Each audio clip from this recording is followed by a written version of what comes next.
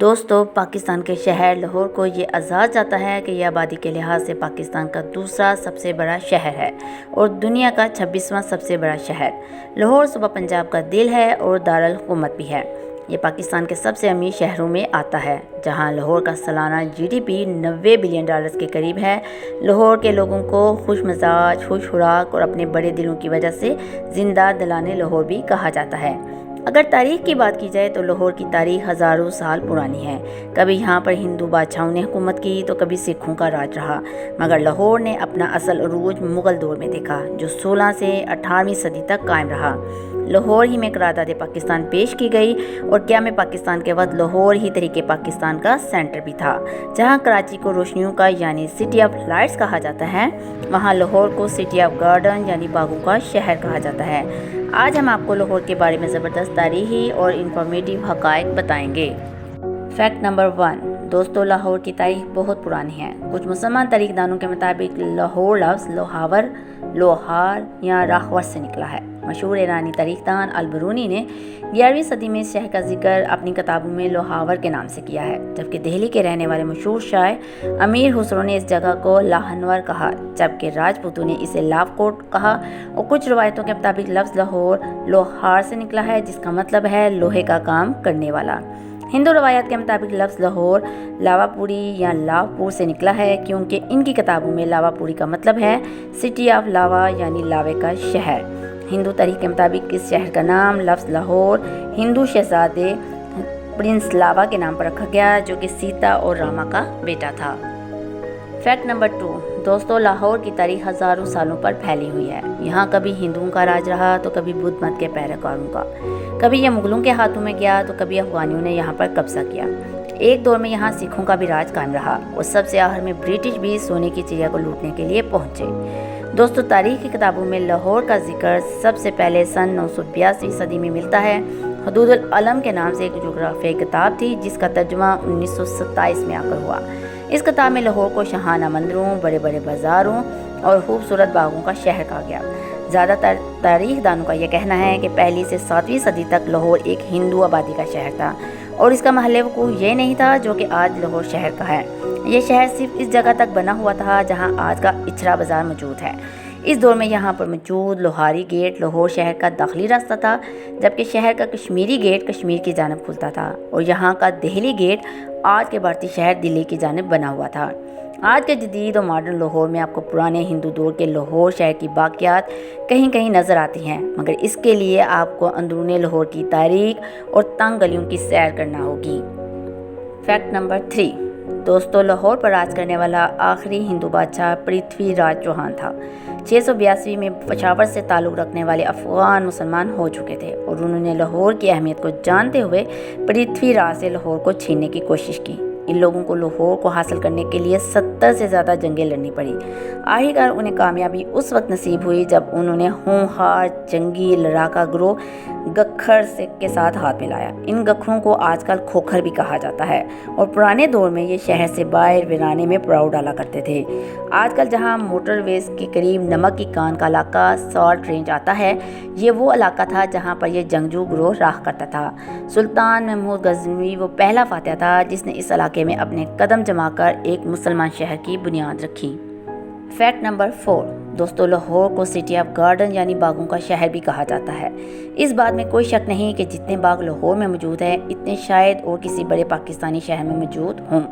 ان باغوں کا سب سے اچھا پہلو یہ ہے کہ آپ امیر ہوں یا غریب، آپ کا کوئی بھی مذہب ہو، آپ ان میں کسی بھی تاریخی باغ میں جا کر انجوائے کر سکتے ہیں اور آپ کو کوئی نہیں روکے گا۔ اور آج کل کے مہنگائی کے اس دور میں یہ باغ غریب اور مڈل کلاس طبقے کے لیے بہت اہمیت رکھتے ہیں، جو نہ صرف یہاں کا چھٹی کا دن گزارتے ہیں بلکہ ہر بڑا دن جیسے عید، 14 اگست اور کرسمس بھی ان پارکوں کی سیر میں گزار دیتے ہیں۔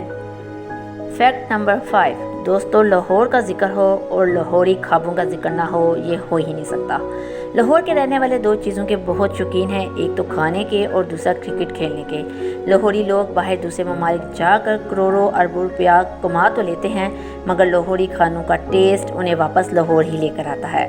लाहौरियों ने तो अगर चाइनीज़ भी खाना हो तो पहले उसे लाहौरी तड़का लगाकर उसे स्पाइसी बनाते हैं, फिर खाते हैं। लाहौरियों के बारे में ये भी मशहूर है कि जब कोई लाहौरी कहे कि उसके दिमाग में एक ज़बरदस्त बिजनेस आइडिया आया है तो 95% चांस यही होता है कि अब खाने का होटल ही खुलेगा।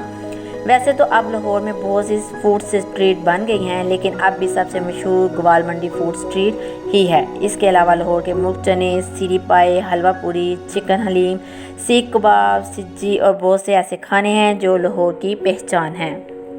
Fact number 6।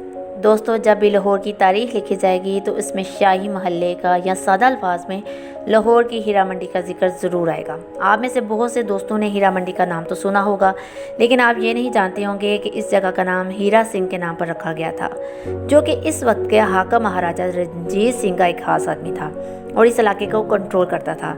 हीरा मंडी का ये बाज़ार 15वीं सदी में वजूद में आ चुका था। ये इलाका तवाइफों के रहने की वजह से मशहूर था। इस वक्त में तवाइफ वो औरत थी जो गाने और बजाने में महारत रखती थी। उन्हें यह महारत साल की मेहनत से हासिल होती थी। इनका काम बादशाहों के पास काम करने वाली कनीज़ों को बात करने और उठने बैठने के आदाब सिखाना था।